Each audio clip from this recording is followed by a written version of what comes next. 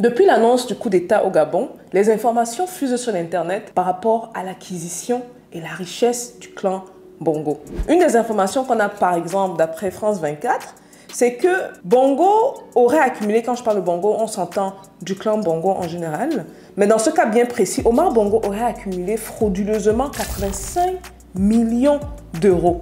Et encore plus alarmant, d'après toujours France 24, cette fortune immense provient, selon l'arrêt de la Cour d'appel de Paris de février 2022, de l'argent issu de détournements de fonds publics et des sommes considérables provenant du délit de corruption des sociétés pétrolières, notamment Elf Aquitaine, aujourd'hui connue sous le nom de Total Énergie. La justice française s'apprêterait-elle à saisir donc les biens immobiliers et même les biens en général du clan Bongo? Là est la question. Bonjour et bienvenue sur Parlons de Business. Alors ici on parle de quoi? On parle de business, on parle d'opportunités d'affaires, on parle d'argent et on parle de tout ce qui peut faire grossir ton compte bancaire, même de mindset. Si vous me découvrez dans cette vidéo, mon nom c'est Stéphanie Bida, je suis entrepreneur depuis l'âge de 9 ans, passionnée par le business et experte dans la multiplication de l'argent.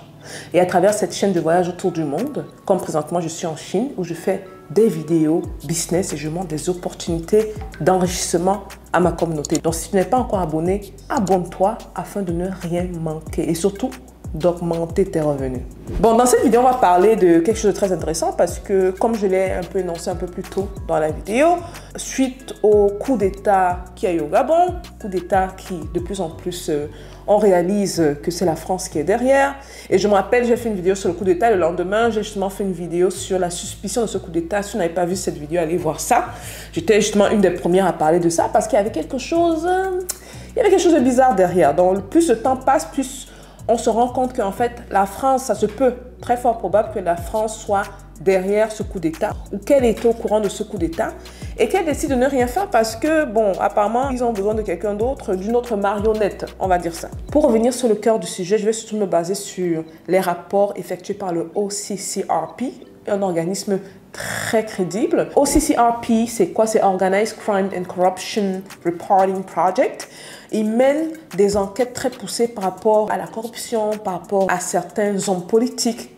Donc, c'est une source qui, à date, a été confirmée comme étant une source sûre.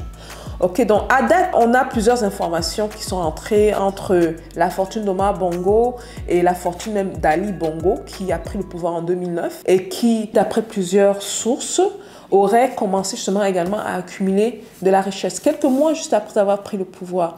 Dans le cas d'Omar Bongo, par exemple, au moment de sa mort en 2009, d'après le OCCPR, après plus de 40 ans au pouvoir, il a amassé une fortune qui valait des milliards de dollars. Parmi ses acquisitions, on compte 183 voitures de luxe, c'est énorme, 39 propriétés luxueuses en France, 66 comptes bancaires. Ça, c'est le peu qu'ils ont pu avoir. Pendant ce temps, je rappelle ici que le tiers de la population gabonaise vit dans une pauvreté abjecte. Ce qui est encore plus alarmant, c'est que ça ne s'arrête pas avec le départ d'Omar Bongo. Ce qui est intéressant et ce qu'on découvre de plus en plus, vous avez vu des vidéos défiler sur la toile, la liquidité que le clan Bongo a, les acquisitions qu'ils ont autour du monde. Et je trouve ça très dommage de vider le pays de son argent et malheureusement d'investir cet argent à l'extérieur. En d'autres mots, ce qui veut dire enrichir les autres pendant qu'on peut l'investir dans notre pays, comme ici en Chine. Beaucoup ont vu la politique chinoise, comment plusieurs entreprises sont détenues par l'État, pas par une personne, par l'État, par le gouvernement. dont l'argent est injecté ici en Chine, l'argent est réinvesti ici en Chine. L'argent n'est pas envoyé à l'extérieur pour acquérir des biens immobiliers, pour le bien de certaines personnes. L'argent reste entre les mains de l'État. Et ça, c'est important. Malheureusement, dans le cas du Gabon, ce n'est pas le cas. Donc, pour revenir à Ali Bongo, parce que Omar Bongo, il y a tellement d'informations pour ceux qui veulent aller faire vos recherches sur Google, même sur YouTube. Je pense qu'il y a plusieurs vidéos qui en ont parlé, beaucoup plus du côté anglophone, du côté francophone également, il y en a qui parlent de ça. Mais si on revient du côté d'Ali Bongo, les possessions, c'est énorme. On parle de millions d'euros en cash qu'on a saisis. On parle également de voitures personnalisées. Parmi ces voitures, on a les Rolls-Royce, on a les Bentley, on vous parle des voitures les plus chères au monde. Au monde. On vous parle d'un minimum de 500 000 $. Dans France CFA, on vous parle minimum de 300 millions de francs CFA. Minimum. Donc c'est énorme. On vous parle des propriétés très chères acquises en France. La liste est longue.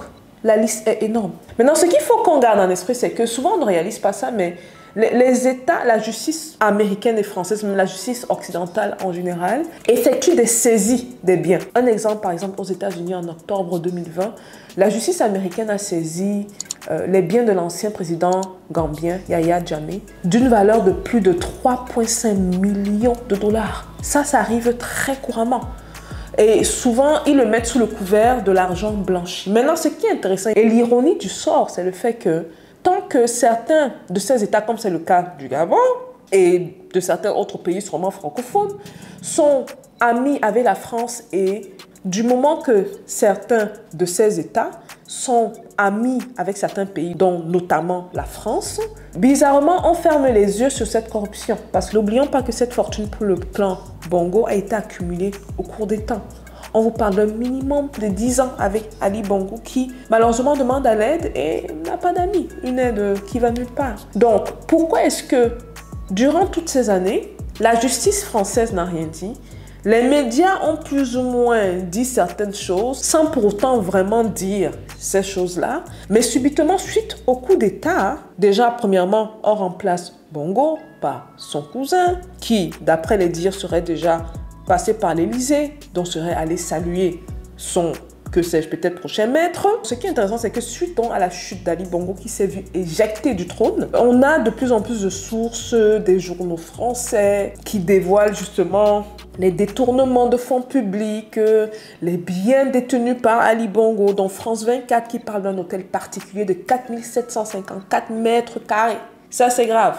Donc, ils disent qu'il y a des enquêtes menées par la justice française qui ont permis de lever le voile sur l'étendue de la fortune du clan Bongo, qui reste encore un mystère. Le journaliste Fabrice Harvey évalue à près de 460 millions d'euros la valeur de l'hôtel particulier. C'est énorme. Plus récemment, le 24 août, le Canard enchaîné a épinglé directement Ali Bongo, révélant dans ses colonnes les projets de transformation d'un hôtel particulier de 4674 mètres carrés. Ce qui est très intéressant, c'est que pour qu'il y ait ce genre de transaction, il faut passer à travers des banques. Donc, dans ce cas bien précis, la banque française BNP Paribas, qui est connue par des gens ici, a été mise en examen pour blanchiment de corruption et de détournement de fonds publics.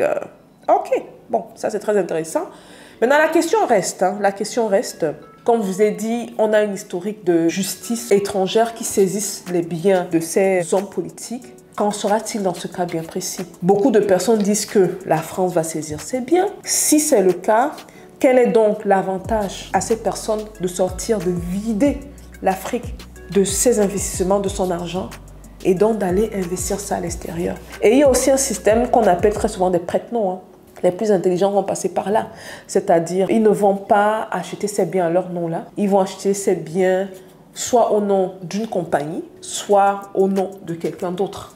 Et même parfois, souvent, quand les enquêtes sont poussées, et même bien poussées, on connaît l'efficacité, par exemple, du système anticorruption américain. On peut facilement retracer et se rendre compte que, en fait, ce sont ces personnes-là qui ont blanchi l'argent, entre guillemets, ou faire entrer l'argent de manière frauduleuse afin d'acquérir des biens sur des terres, afin d'acquérir des biens dans des pays étrangers. Là est la question. Donc, beaucoup de rumeurs par rapport à la saisie de la justice française sur les biens d'Ali Bongo. Est-ce que ça aura lieu? Là est la question. Vous me dites ce que vous pensez dans les commentaires. Ceux qui demandent mon avis, franchement, je suis beaucoup dans l'observation. Et énormément dans l'observation parce que, vous voyez, quand la France retourne sa veste, ça donne ça. Ali Bongo, qui dans une allocution très récente a fait une sortie en anglais, cherche ses amis, demande l'aide de ses amis, se rend compte malheureusement aujourd'hui que peut-être c'était des amis fictifs. Est-ce que quand on parle d'amis, est-ce qu'il y a vraiment des amis dans ce monde? Le monde dans lequel on vit en tout cas, c'est un peu compliqué. Une fois que quelqu'un n'a plus ses intérêts ou ne voit plus ses intérêts dans la relation, malheureusement, on met à la poubelle. Donc la vraie question du coup ne serait-ce pas de savoir est-ce que ce serait judicieux justement de vider le pays de ses ressources et d'investir à l'extérieur ou bien d'investir dans son pays? Parce que la vérité c'est que quand on investit chez soi, c'est vrai qu'il y a une justice localement, mais au moins ça bénéficie les personnes et la population locale. Dites-moi ce que vous pensez de cette vidéo. J'attends vos commentaires par rapport à la saisie probable de la justice française sur les biens d'Ali Bongo. Et je n'ai même pas énuméré ces biens en termes de valeur. On vous parle ici de centaines de millions d'euros. C'est énorme. Et certaines sources même parleraient pour le clan Bongo d'une valeur de plus de 90 milliards de dollars en cash en termes de valeur de ce qu'ils ont. Ça, c'est dommage pour un pays qui ne compte que 2,3, 2,4, 2,5 millions d'habitants. Un pays qu'on peut facilement enrichir et qui manque drastiquement d'infrastructures, qui manque d'électricité, qui manque d'eau potable. Où est le problème? Je finirai même sur cette question terrible que beaucoup d'Africains ne veulent pas voir. Dans le cas du Gabon, est-ce que la faute viendrait vraiment de la France ou est-ce que les fautes sont partagées? La France, oui, mais également peut-être ceux qui sont au pouvoir et ceux qui font de cet argent. Là est la question. Je vous attends dans les commentaires. Peace out.